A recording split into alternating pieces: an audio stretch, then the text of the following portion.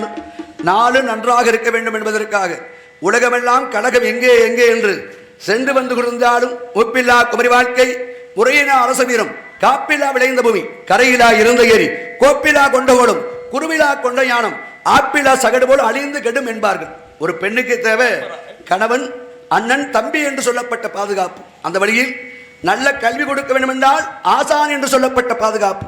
நல்ல கிராமம் ஒற்றுமையாக இருப்பதற்கு நல்ல மனம் என்று சொல்லப்பட்ட பாதுகாப்பு. வாழ்க்கை எனும் வண்டி ஓடுவதற்கு அச்சாணி என்று சொல்லப்பட்ட பாதுகாப்பு.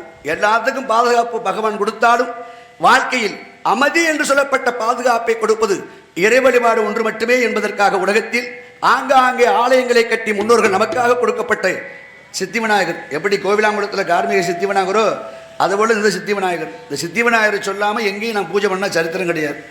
அது மலேசியில் போனாலும் சரி, சிங்கப்பூரில் போனாலும் சரி, கார்மிக சித்தி விநாயகர் சொல்லித்தேன். காரணம், ஆதி காலத்தில் 40 ஆண்டுகளுக்கு முன்பாக பஜனையின் மூலமாக எங்களை போன்றவர்களாம் உலகத்துக்கு வளவர வைத்தது இந்த கார்மிக சித்தி விநாயகர் பெருமான் தான். அப்படிப்பட்ட இடத்தில் நாம் இருந்தாலும்